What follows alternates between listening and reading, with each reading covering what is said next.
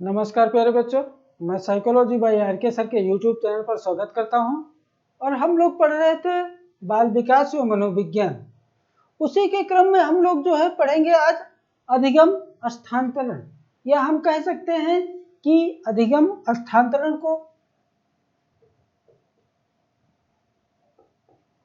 अधिगम स्थानांतरण। अधिगम माने आपको पता है कि अधिगम माने सीखना होता है, तो हम इसे कह सकते हैं सीखने का स्थानांतरण। सीखने का स्थानांतरण, ये भी हम इसे कह सकते हैं। अब अधिगम स्थानांतरण क्या है, इसको हम देखते हैं। तो हम कह सकते हैं कि एक क्षेत्र में सीखे गए ज्ञान से जब दूसरा क्षेत्र प्रभावित होता है तो उसे अधिगम स्थानांतरण कहते हैं। क्या कहते हैं? एक क्षेत्र में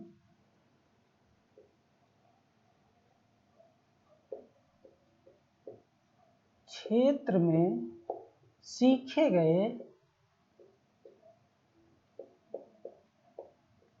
ज्ञान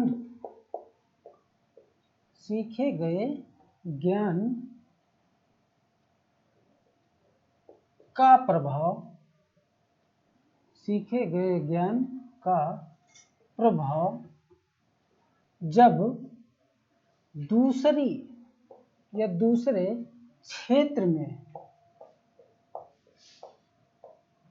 दिखाई पड़ता है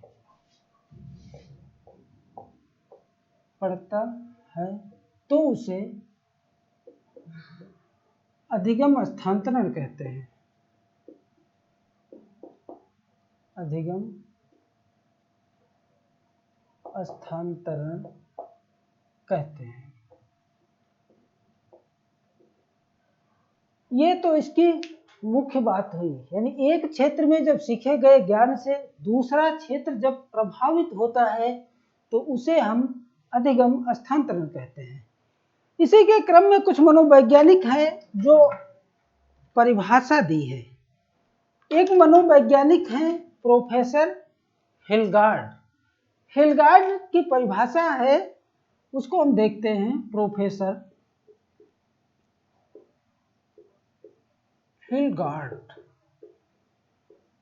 हिलगार्ड की परिभाषा है। तो हिलगार्ड ने कहा कि एक क्रिया का दूसरी क्रिया पर पड़ने वाला प्रभाव अधिगम स्थानांतरण है। क्या कहा? एक क्रिया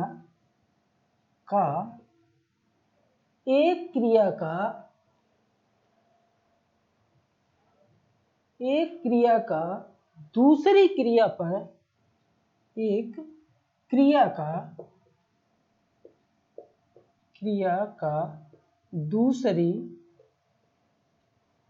क्रिया पर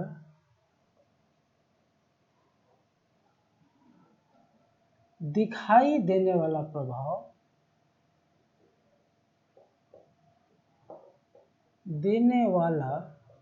प्रभाव अधिगम स्थानांतरण है। अधिगम स्थानांतरण है। ये किसकी परिभाषा है? तो ये प्रोफेसर हिलगार्ड की परिभाषा है। दूसरी परिभाषा क्रो एंड क्रो की है। क्रो एंड क्रो की दूसरी परिभाषा है। और क्रो एंड क्रो ने क्या कहा? तो क्रो एंड क्रो ने कहा कि एक क्षेत्र में अर्जित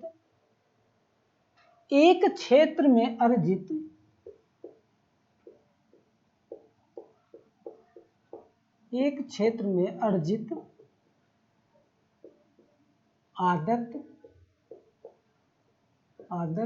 ज्ञान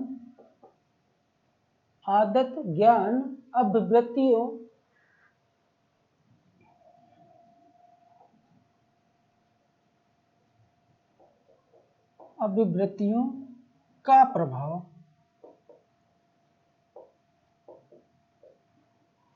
अधिगम स्थानांतरण है।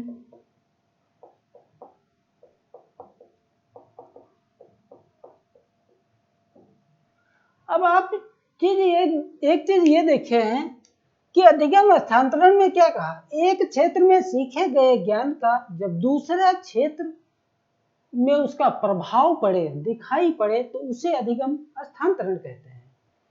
लेकिन साइकोलॉजी में बस सब लोगों ने वही बात कही है, केवल शब्दों का फेर है, इसलिए साइकोलॉजी रटना नहीं है। प्यारे बच्चों, केवल साइकोलॉजी समझना है। जैसे प्रोफेसर हिलगार्ड ने कहा कि एक क्रिया का दूसरी क्रिया पर दिखाई देने वाला प्रभाव अधिगम हस्तांतरण है, यानी एक क्रिया का दूसरी क्रिया पर। यही बात तो ऊपर कहा है, यही कहा है कि एक क्षेत्र में सीखे गए ज्ञान का दूसरे क्षेत्र में दिखाई पड़ना अधिगम हस्तांतरण है। वही बात तो क्रो एंड क्रो ने भी कही है कि एक क्षेत्र में अर्जित आदत, ज्ञान, अभिवृत्तियों का प्रभाव ही अधिगम हस्तांतरण है। बस साइकोलॉजी में जो है शब्दों का फेर है। प्यारे बच्चों, इसको रटना नहीं है, केवल और केवल आपको साइकोलॉजी समझना है। सारे मनोवैज्ञानिकों ने बस वही बात घुमा फिरा करके कही है, केवल शब्दों का फेर है और कुछ नहीं है। तो यह अधिगम हस्तांतरण जो होता है, यह मुख्यतः दो प्रकार का होता है। हम कह सकते हैं कि मुख्य रूप से अधिगम हस्तांतरण दो प्रकार का होता है, लेकिन बाद में मनोवैज्ञानिकों ने इसे 3 प्रकार का अधिगम हस्तांतरण कर दिया है।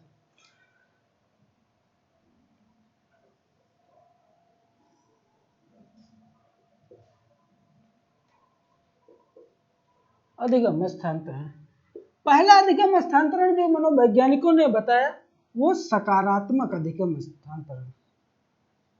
सकारात्मक अधिगम हस्तांतरण।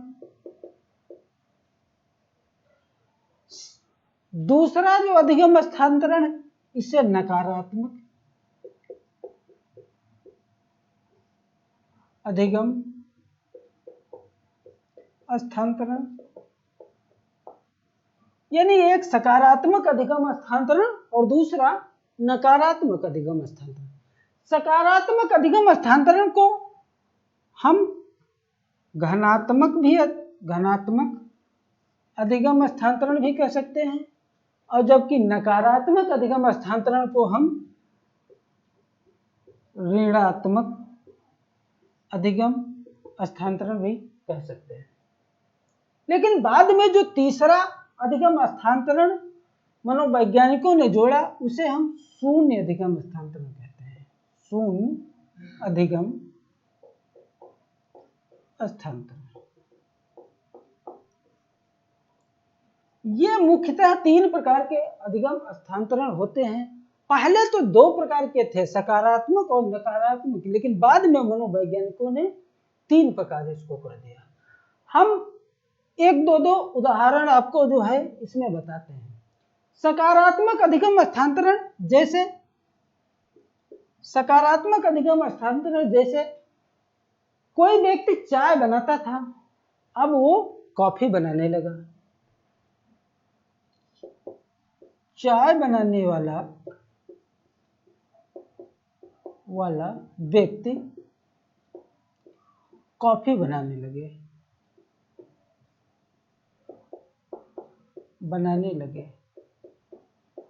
यानी पहले व्यक्ति चाय बनाता था, अब वो कॉफी बनाने लगा, तो अधिगम कैसा हुआ? सकारात्मक अधिगम। दूसरा उदाहरण देखते हैं। हम कह सकते हैं कि पहले कोई व्यक्ति रोटी बनाता था, रोटी बनाने वाला व्यक्ति अब जो है पूड़ी बनाने लगा, तो अधिगम कैसा हुआ? सकारात्मक अधिगम। या हम कह सकते हैं कि ढोलक बजाने वाला व्यक्ति को तबला में मदद मिलना,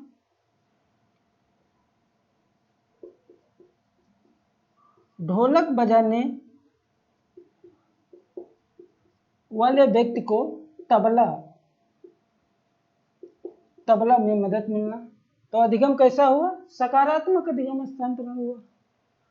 अगला उदाहरण है कि जैसे कोई व्यक्ति बैटिंग खेलता था, और बैटिंग खेलने के साथ साथ वो व्यक्ति बॉलिंग सीख गया, तो अधिगम कैसा हुआ? सकारात्मक। यानी बैटिंग के साथ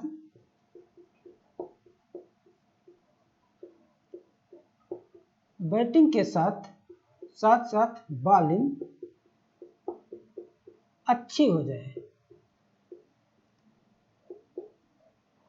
तो अधिगम कैसा हुआ? सकारात्मक। ये तो जो है हम आपको जो है 2-4 उदाहरण दिए हैं।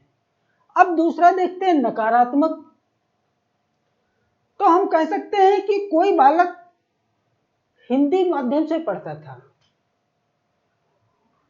और उसको आप अंग्रेजी माध्यम की कक्षा में बैठा दें, तो अधिगम कैसा होगा? नकारात्मक।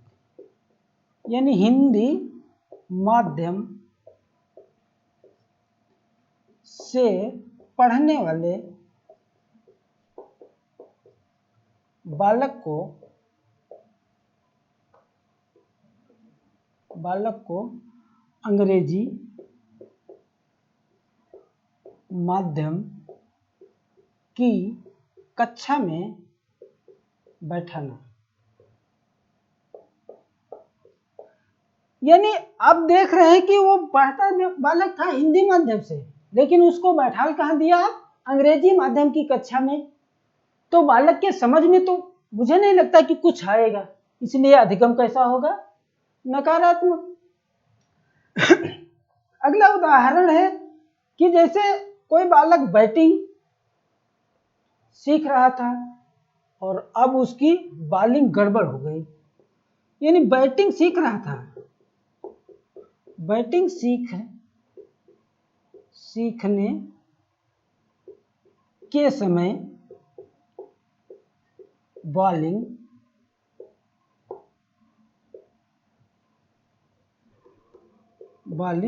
गड़बड़ हो जाना, गड़बड़ हो जाए तो अधिगम कैसा होगा? नकारात्मक। अगला उदाहरण देखते हैं कि कोई बालक हिंदी में टाइपिंग करता है, कोई भी व्यक्ति हो वो हिंदी में टाइपिंग कर लेता है, लेकिन यदि उससे अंग्रेजी में टाइपिंग कराया जाए तो अधिगम कैसा होगा? नकारात्मक। हिंदी में टाइपिंग करने वाले को अंग्रेजी में टाइपिंग कराना, अधिगम कैसा होगा? नकारात्मक। क्योंकि आपने देखा कि जो है उसका जो व्यक्ति टाइपिंग हिंदी में कर रहा है और उससे अंग्रेजी में आप टाइपिंग कराएं तो उसके हाथ की उंगलियां और कीबोर्ड का जो संबंध बना हुआ है वो हिंदी माध्यम से बना हुआ है। यदि उसे इंग्लिश में आप टाइपिंग करने के लिए मैटर दे देंगे तो कहीं ना कहीं उसको हिंदी की पाई मात्रा शब्द कहीं ना कहीं व्यक्ति को प्रभावित करेगी, तो अधिगम कैसा होगा? नकारात्मक। अगला उदाहरण देते हैं, जैसे कोई बालक या कोई व्यक्ति भारत में गाड़ी चला रहा है और उसे अमेरिकन गाड़ी चलाने को दे दिया जाए तो अधिगम कैसा होगा? नकारात्मक। यानी पहले व्यक्ति भारत में गाड़ी चलाता था और अब अमेरिका में,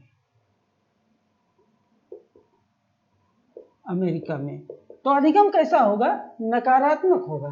कहने का मतलब यह है कि आपने देखा कि भारत में जो रोड पर ड्राइवर चलते हैं तो अपने रोड पे वो बाएं साइड चलते हैं, लेकिन अमेरिका में जो ड्राइवर गाड़ी चलाते हैं वो रोड के दाहिने साइड चलाते हैं।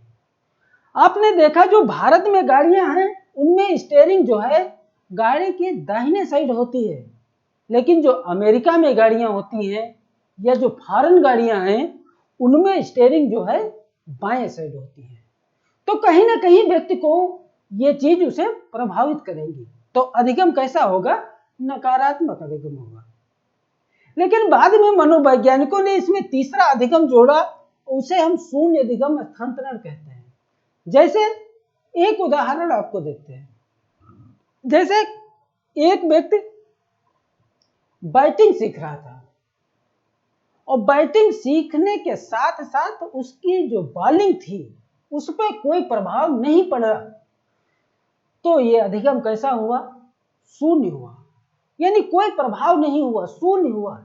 जैसे सचिन भारत के क्या विश्व के जो है सर्वश्रेष्ठ खिलाड़ियों में से एक माने जाते हैं बैटिंग में, लेकिन वो बैटिंग उनकी बहुत अच्छी है, बहुत अच्छा परफॉर्मेंस है, लेकिन बैटिंग के साथ साथ यदि वो बॉलिंग सीख लेते हैं और बैटिंग पे कोई उसका प्रभाव नहीं पड़ता है, तो वो अधिगम का हस्तांतरण कैसा होगा? शून्य। बैटिंग के साथ साथ बॉलिंग सीख जाना, तो अधिगम कैसा होगा? शून्य। अब हम आपको बताते हैं, ये जो है इसमें महत्वपूर्ण बातें हमने आपको बता दी।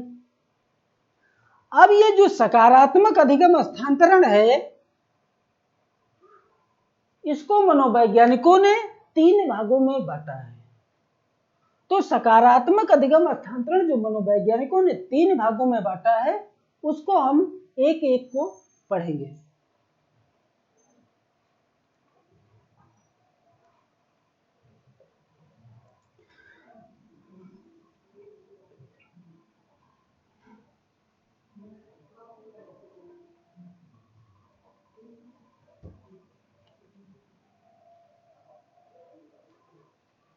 तो पहला जो मनोवैज्ञानिकों ने सकारात्मक अधिगम को 3 भागों में बांटा, पहला विभाजन किया ऊर्ध्व सकारात्मक अधिगम हस्तांतरण।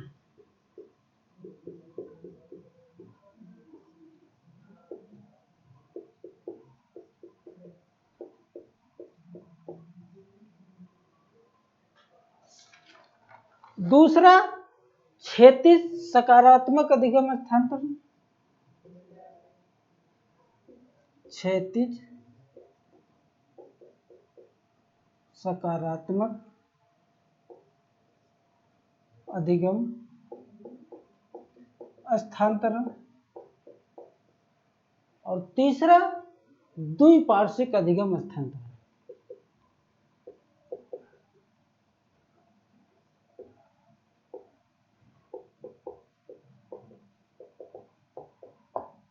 द्विपार्श्विक अधिगम हस्तांतरण।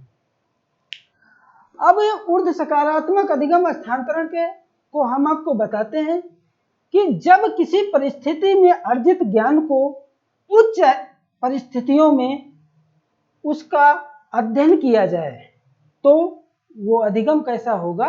ऊर्ध्व सकारात्मक अधिगम हस्तांतरण होता है।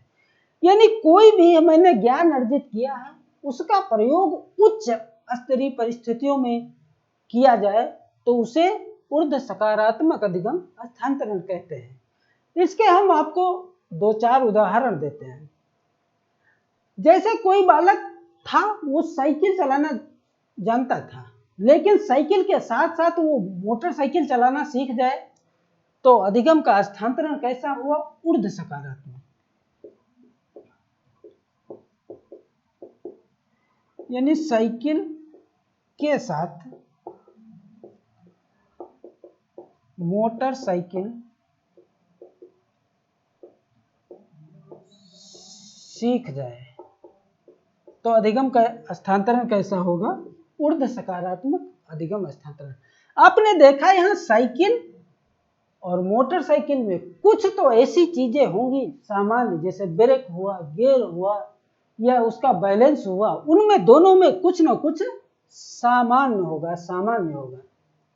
अगला उदाहरण है कि जैसे कोई बालक गली मोहल्ले में क्रिकेट खेल रहा था, यानी गली मोहल्ले में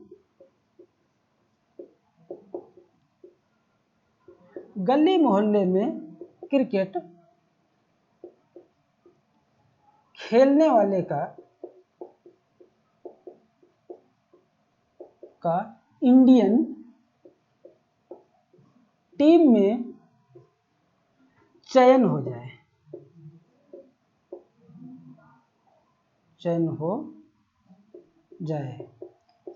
यानी कोई बालक गली मोहल्ले में क्रिकेट खेल रहा था और उसका इंडियन टीम में चयन हो गया, तो ये कैसा स्थानांतरण होगा? ये ऊर्ध्व सकारात्मक स्थानांतरण होगा।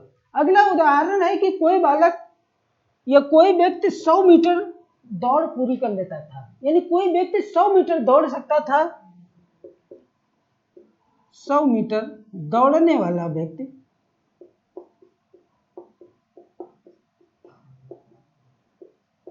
200 मीटर दौड़ में पास हो जाए तो अधिगम का स्थानांतरण कैसा होगा? ऊर्ध्व सकारात्मक अधिगम स्थानांतरण। अगला उदाहरण देते हैं कि कोई व्यक्ति है, वो वर्णमाला सीख रहा है, लेकिन वर्णमाला सीखने के साथ साथ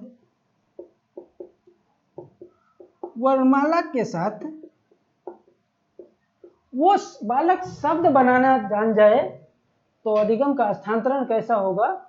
ऊर्ध्व सकारात्मक अधिगम स्थानांतरण होगा। या हम कह सकते हैं कि कोई बालक जो है मोटरसाइकिल चलाना जानता है, लेकिन यदि वो मारुति चलाना सीख जाए तो अधिगम का स्थानांतरण ऊर्ध्व सकारात्मक अधिगम स्थानांतरण होगा। दूसरा जो है क्षैतिज सकारात्मक अधिगम स्थानांतरण, इसको हम लोग देखते हैं। तो ये जो क्षैतिज सकारात्मक अधिगम स्थानांतरण है, हम कह सकते हैं कि जब किसी परिस्थितियों में अर्जित ज्ञान, अनुभव, प्रशिक्षण का उपयोग लगभग समान परिस्थितियों में किया जाए तो अधिगम का स्थानांतरण क्षैतिज सकारात्मक अधिगम स्थानांतरण होता है। उदाहरण आपको देते हैं, जैसे कोई व्यक्ति जो है ढोलक बजाना जानता है और वो बालक तबला बजाना सीख जाए, यानी ढोलक बजाने वाला व्यक्ति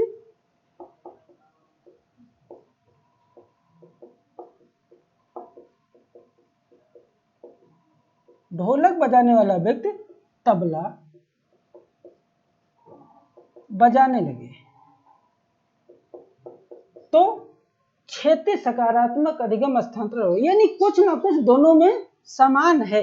यानी आपने देखा कि ढोलक बजाने में भी हाथों का ही खेल होता है और तबला भी बजाने में हाथों का खेल है, तो दोनों में कुछ ना कुछ समान है। दोनों में एक में सीखा गया ज्ञान दूसरे ज्ञान को कहीं ना कहीं प्रभावित कर रहा है, कहीं ना कहीं उसके ज्ञान को बढ़ा रहा है, तो ये क्षैतिज सकारात्मक अधिगम स्थानांतरण होता है। दूसरा उदाहरण है कि गणित में पढ़ने वाला व्यक्ति विज्ञान में अच्छा हो जाए। आपने देखा कि गणित में भी जो है जो सवाल होते हैं वही लगभग सवाल वैसे ही सूत्र विज्ञान में भी होते हैं, यानी गणित में जो सीखा ज्ञान वो विज्ञान में उसका प्रयोग हो जाए तो क्षैतिज सकारात्मक अधिगम स्थानांतरण होता है। या दूसरा उदाहरण हम देखते हैं, जैसे कोई बालक मोटरसाइकिल चलाना जानता है, स्कूटी चलाना सीख जाए, तो भैया स्कूटी और मोटरसाइकिल में दोनों में कुछ ना कुछ समान है, क्षैतिज है भाई। ब्रेक लगाना, गाड़ी का बैलेंस करना, स्टीयरिंग संभालना, तो इसे क्षैतिज सकारात्मक अधिगम स्थानांतरण कहते हैं।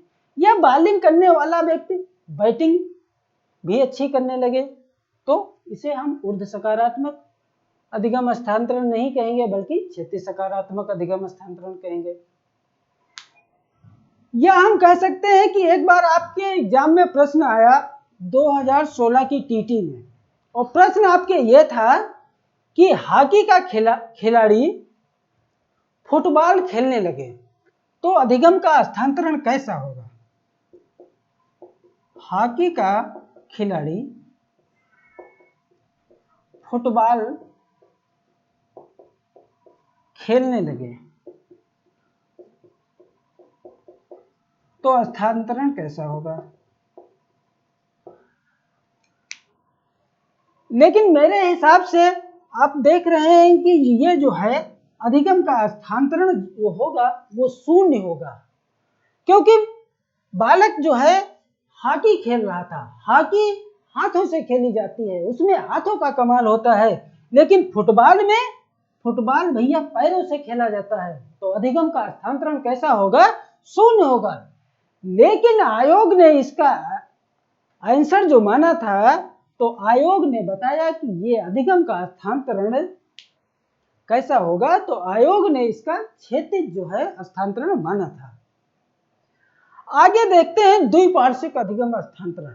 इसको हम कह सकते हैं कि इसका संबंध जो होता है वो शरीर से होता है। शरीर को हम दो भागों में बांट सकते हैं, कह सकते हैं ये दायां भाग है और ये बायां भाग है। तो दायां भाग में कोई आपने प्रशिक्षण दिया, किसी व्यक्ति को दाएं भाग में प्रशिक्षण दिया और उसका थोड़ा बहुत प्रभाव यदि बाएं हाथ में, बाएं भाग में भी जो है दिखाई पड़े, तो अधिगम का स्थानांतरण कैसा होगा, तो द्विपार्श्विक होगा। हम एक उदाहरण आपको देते हैं, जैसे कोई व्यक्ति जो है दाएं हाथ से लिखता है और यदि वो व्यक्ति बाएं हाथ से भी लिखने लगे, तो ये अधिगम का स्थानांतरण कैसा होगा, द्विपार्श्विक अधिगम स्थानांतरण होगा। आपने सिखाया उसको दाएं हाथ से लिखना, लेकिन व्यक्ति बाएं हाथ से भी लिखने लगा। अब हम ही सब लोग हैं, अधिकतर कक्षा में जो बच्चे बैठे हैं वो दाएं हाथ से लिखते हैं, लेकिन यदि उनसे कहा जाए कि आप बाएं हाथ से लिखो, तो वो कुछ न कुछ तो लिख ही देंगे, भले वो सही ना लिख पाए, उनकी राइटिंग ना सही हो पाए, लेकिन बाएं हाथ से कुछ न कुछ लिख ही देंगे। उसे हम द्विपार्श्विक अधिगम का स्थानांतरण कहते हैं। आई होप मेरा वीडियो आप लोगों को पसंद आया होगा। इसी के क्रम में हम लोग जो है, जो नेक्स्ट भी है वो है अधिगम स्थानांतरण के सिद्धांत। बस 2-3 सिद्धांत हैं, उनको हम पढ़ लेते हैं। अधिगम स्थानांतरण के सिद्धांत।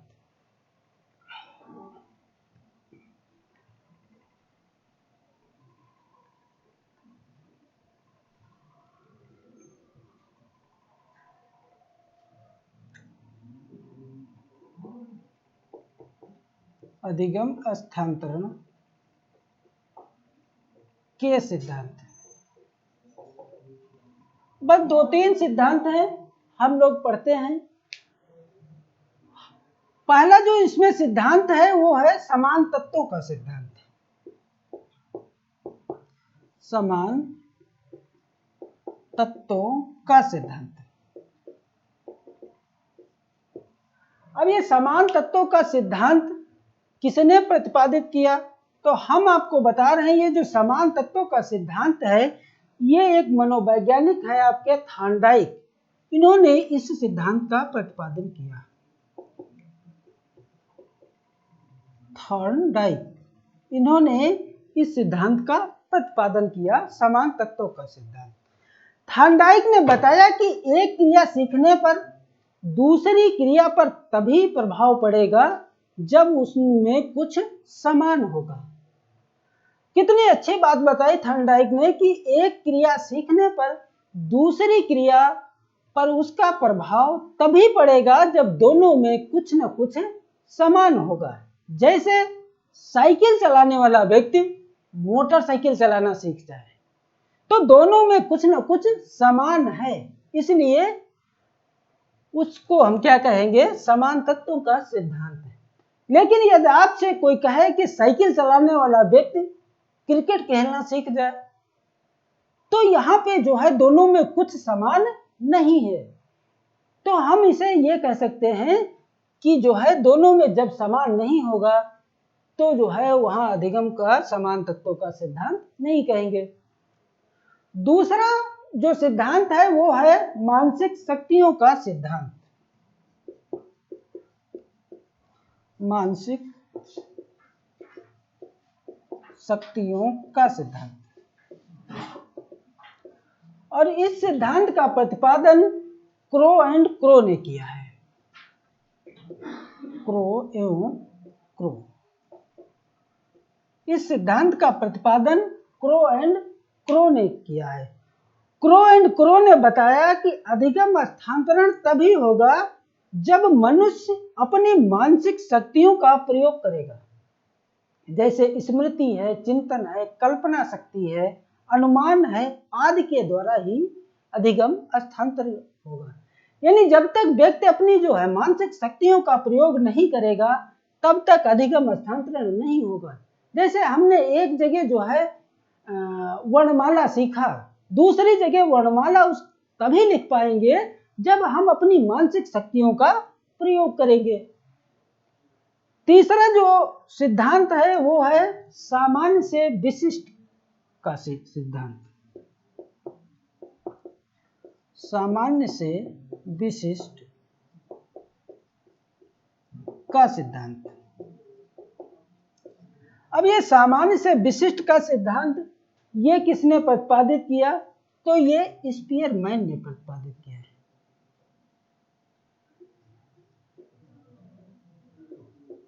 स्पीयरमैन ने इस सिद्धांत का प्रतिपादन किया।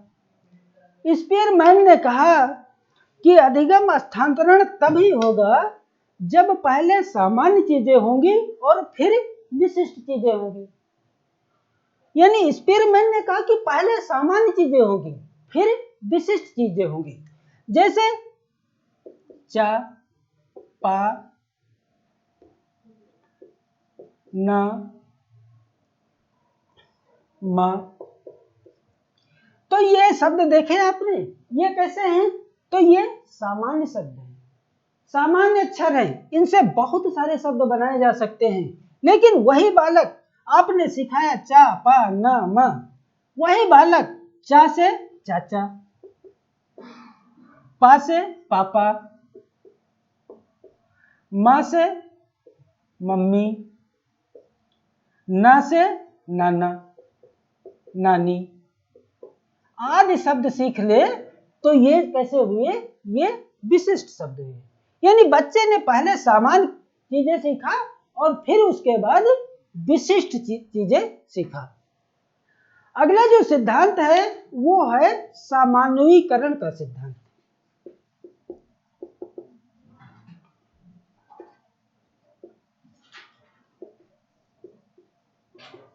सामान्यीकरण का सिद्धांत, और इस सिद्धांत का जो प्रतिपादन किया है वो CH जेड ने किया है। CH जेड ने बताया कि जब एक स्थान पर पहली क्रिया सीख रहे होते हैं तो उसमें कुछ सामान्य नियम बना लेते हैं और उन्हीं नियमों के द्वारा हम जो है दूसरी क्रिया सीखते हैं। यानी CH जेड ने कहा कि जैसे हम गणित पढ़ते हैं, गणित में जो है देखिए कि एक सूत्र के द्वारा 10 सवाल हल टीचर करवाता है। बच्चा इतना होशियार होता है वो 10 सवाल नहीं रटता है, बल्कि उस सूत्र को रट लेता है, उस सूत्र को सीख लेता है और उसी के द्वारा वो अनेक सवाल जो है वैसे ही सवाल अनेक प्रकार से हल कर सकता है।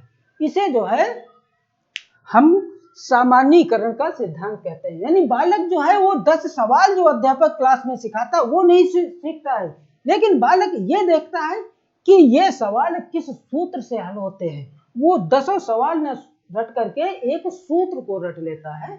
इस प्रकार हम लोगों ने अधिगम स्थानांतरण और अधिगम स्थानांतरण के सिद्धांत पढ़े। आई होप मेरा वीडियो आपको पसंद आया होगा। प्यारे बच्चों, ये पसंद आए तो इसे लाइक शेयर सब्सक्राइब अवश्य करें। Thank you.